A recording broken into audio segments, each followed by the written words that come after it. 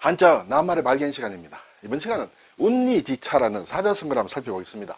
운니지차, 접하신 분도 있고 처음 접하는 분도 계시리라 생각이 듭니다. 예를 들어서 박경리 선생의 토지에 이런 구절이 나온다고 합니다.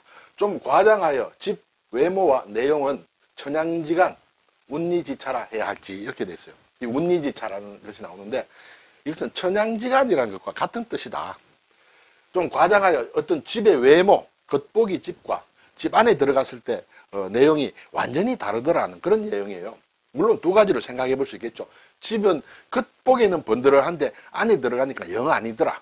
또는 겉보기는 그저 그런데 안에 들어가니까 굉장히 좋더라 하는 큰 차이를 나타내는 그런 얘기다. 이렇게 되죠.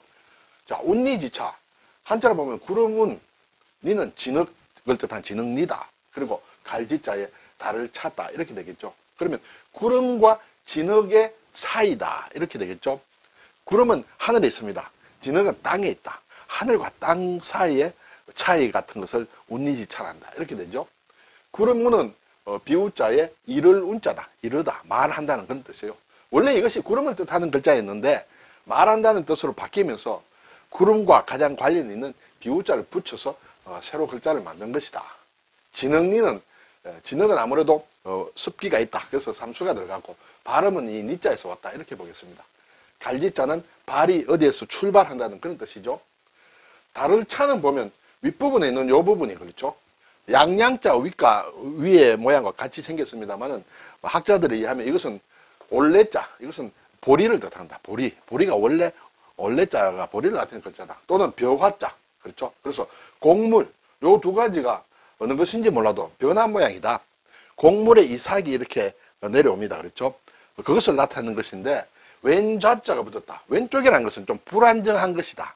그래서 곡물의 이삭들이 이렇게 가지런하지 않고 들쑥날쑥하다. 그래서 차이가 난다.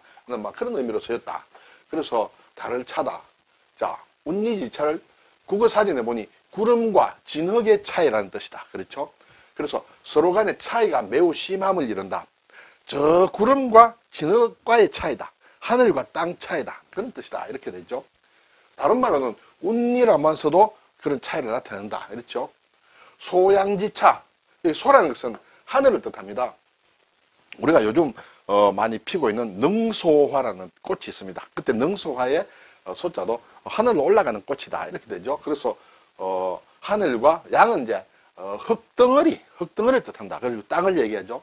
그래서 하늘과 땅 차이다 하는 것을 소양지차다. 네. 천양지차.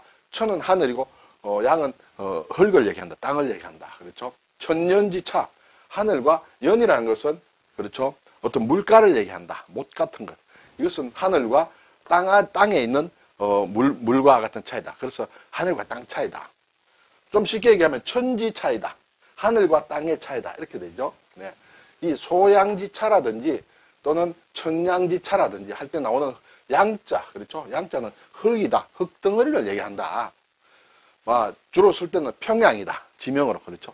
또는 토양이 어떻다. 토양이 좋다. 적박하다 할 때 흙을 얘기한다.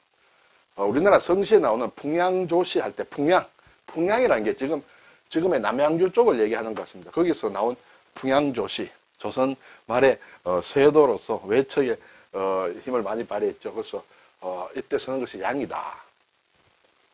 자, 뜻은 운니지차는 간단한 글자만 알면 알 수 있는 뜻이다. 자, 글자를 잠깐 살펴보겠습니다. 구름 운자다. 그렇죠? 운무다. 구름과 안개다. 운산이다. 구름이 많이 낀 산이다. 운집이다. 구름처럼 모여들었다. 사람들이 운집했다. 운해. 구름 바다다. 운모다. 이것은 광물의 일종이다. 광물에 우리가 운모라는 것이 있습니다. 그렇죠? 그때 이 글자를 쓴다. 망운이다. 구름을 바라본다. 객지에서 부모님을 생각하는 것을 망운이라 한다. 풍운이다. 풍운 또는 풍운아라는 그런 말이 있죠. 풍은 바람이고 운은 구름이다. 바람이 불고 구름이 끼었다는 것은 용이 나타날 징조다.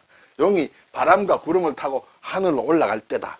자, 그때는 아주 시절이 하수상하다. 그래서 영웅호걸들이 세상에 막 나타나려는 그러한 기운.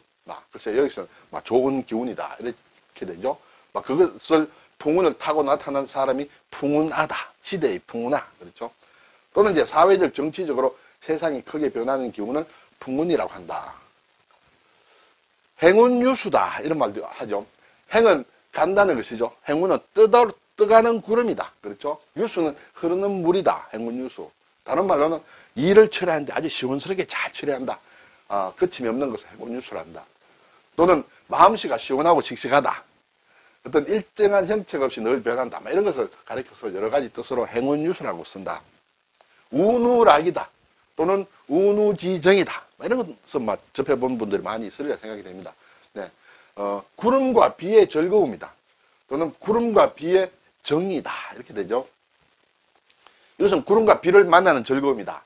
이것은 남녀의 정교를 일러서 우리가 운우락, 운우지정이라 한다. 그 스토리를 살펴보니까 중국에 예전에 초나라에 회왕이라는 사람이 있었는데 무산이라는 곳에 가서 낮잠을 자는데 어떤 여인을 만나서 꿈속에서 아주 잠자리를 같이 했다.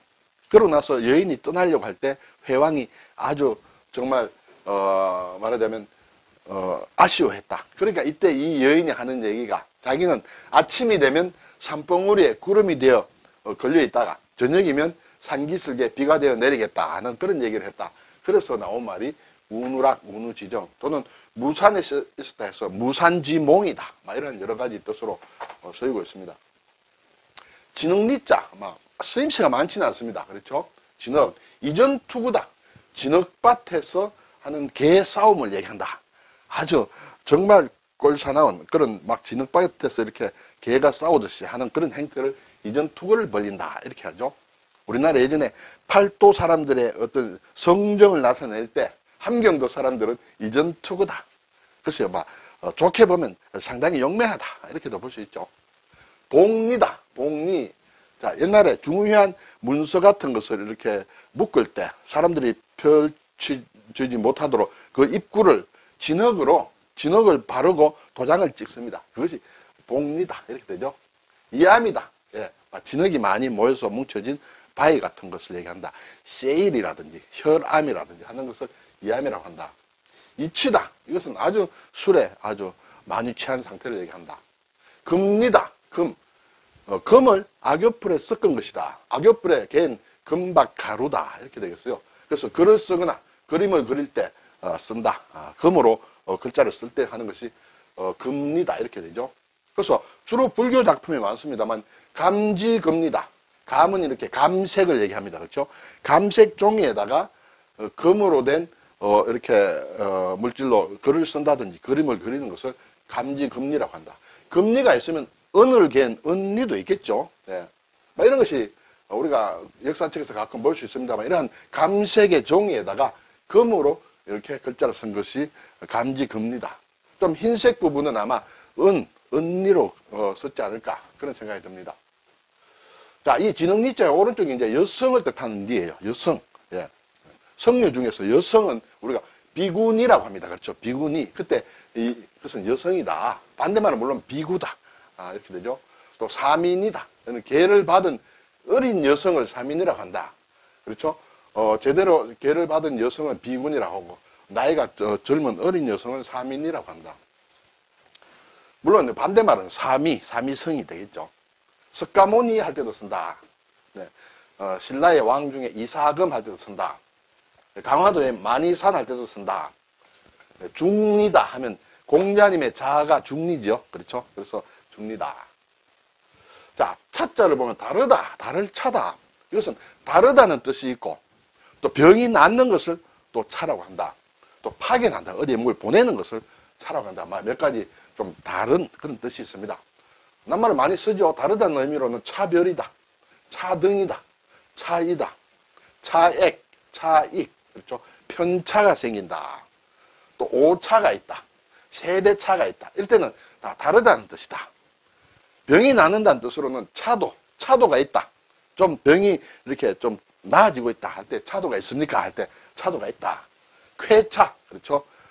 아주 상쾌하게 말끔하게 이렇게 병이 낫는 것을 쾌차하시기 바랍니다. 이때는 이제 병이 난다는 뜻이다.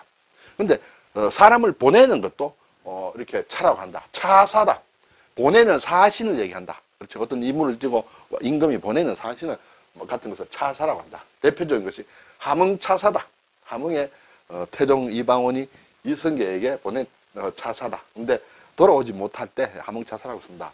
흠차다 할 때 흠이라는 것은 임금이 하는 행위를 얘기한다. 황제가 하는 것을 흠이라고 한다. 그렇죠? 그래서 황제가 만든 성경 번역을 만든 성경이 흠정역 성경이라 한다. 뭐 그런 얘기 했습니다만 흠차 황제가 보낸 사자다. 흠차 대신 황제가 보낸 어떤 사신으로 보낸 대신을 얘기한다. 이렇게 되죠. 이때는 파견한다는 뜻이다. 네, 오늘 운니지차 기본적으로는 한중일이 같은 글자입니다만은 일본에서는 이 갈지자가 뭐뭐 쓰이라는 뜻이죠. 그래서 이것이 이제 일본말로 노는 뭐뭐 쓰이라는 뜻이다. 한자를 쓰지 않고 가나로 이렇게 쓴다. 그리고 간체자 구름 운자는 원래의 글자, 이것이 원래 구름을 뜻하는 글자이다. 지금 우리는 운은 말한다는 뜻으로 쓰지만은 간체자로는 구름 운자를 원래의 글자로 쓰고 있다는 것을 알 수 있습니다. 자, 운니지차, 그렇죠? 하늘과 땅 차이다. 풍운하다, 이전투구다, 쾌차한다, 차도한다. 그리고 함흥차사다. 이때는 차자가 다르다는 뜻과는 달리 쓰인다. 그렇죠? 병이 낫는다 또는 보낸다라는 그런 의미를 쓰였다는 것을 살펴보았습니다. 감사합니다.